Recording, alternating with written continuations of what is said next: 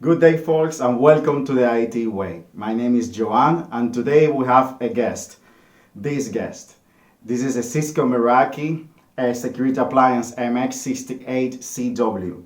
Today, what we're going to learn is how to configure the wireless settings in this security appliance so it can transmit the wireless signal for our clients. So this one can be a security appliance, can be a firewall, content filtering. It does some kinds of routing. It can provide the wireless signals for our clients. So let's go to the dashboard and let's configure.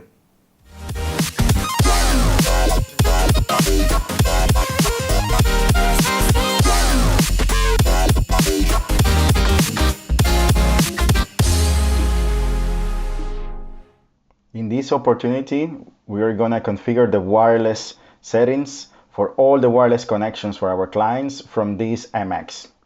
Here we are in the appliance status page, and these are the MX that we're going to use to configure. If you go here, you can see that this is an MX68CW. What that means is if you see that W after the device model, it means that it has wireless capabilities. So if we go to Security and SD-WAN wireless settings, we were able to see all the SSIDs that we can configure from this security appliance. Here we have 4 SSIDs available and the wireless settings.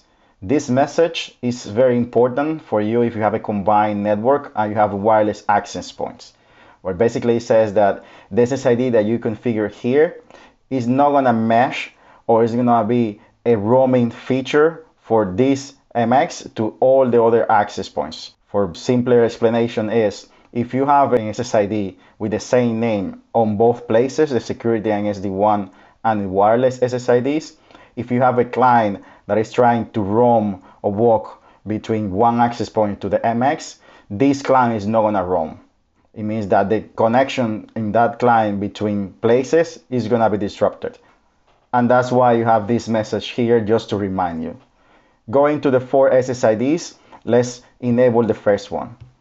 In the first one, we can try and put IT way.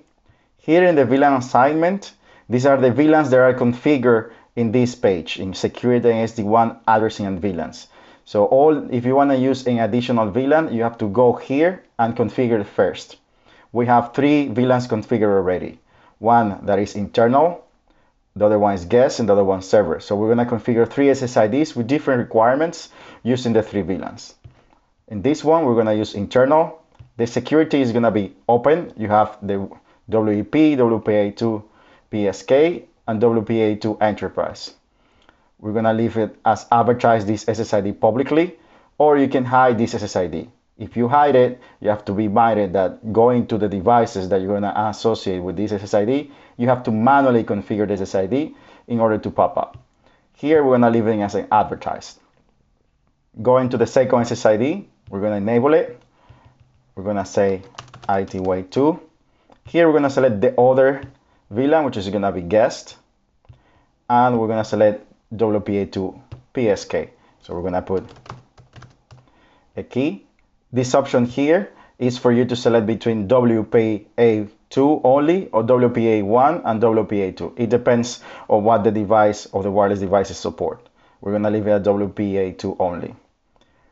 We're going to create a third one, which is going to be ITWay3. And we're going to put the server. In this case, we're going to select the WPA2 Enterprise. Here we have different options of authentication.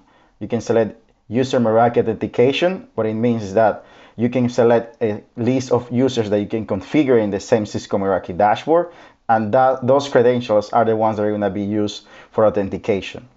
Other option would be My Radio Server. In that case, you can select this one if you have a radio server already configured.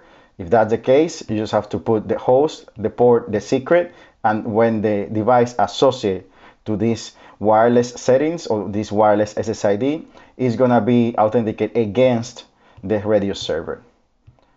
In this opportunity, we're going to leave it as Use Meraki Authentication. WPA only as well, and leave it this as it is. Here, there is something that is very important. You have to ensure and understand what is your country or region, because you're gonna obey and be compliant about that regulatory domain. In this case, it says that this network is in United Kingdom, so my regulatory domains is CE. Depending on the regulatory domains, you will see that there are some channels that are going to be available and there are other channels that are not going to be. In this case, with CE, we have these channels available. We have the two bands. We can select the band of 2.4 gigs and we can see the channels that we can use. In this case, we're going to select one channel manually, or you can leave it as an auto. It means that the MX is going to sense the environment and going to select the most suitable channel to transmit the signal at that time. The same option can be for the 5 gig. So you can see that we just have these 4 channels available. You can select the transmit power to some particular value. We can leave it as auto. So the MX is going to sense the environment as well, sense the signal strength of the wireless stations, and it's going to adjust their transmit power depending on the situation. And finally, the channel width, 20 megahertz is going to be the set value for 2.4.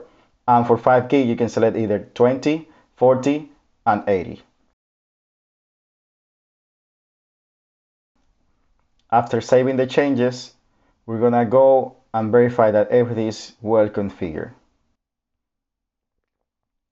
To verify that the changes are correct, you can try and go to Security and SD-WAN, Appliance Status. Try to associate one wireless client, and you will see the current clients in this section.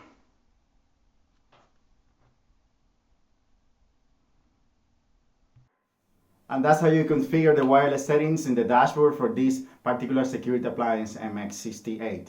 It's the same configuration for any other MX that you have in the dashboard, as well for a teleworker gateway.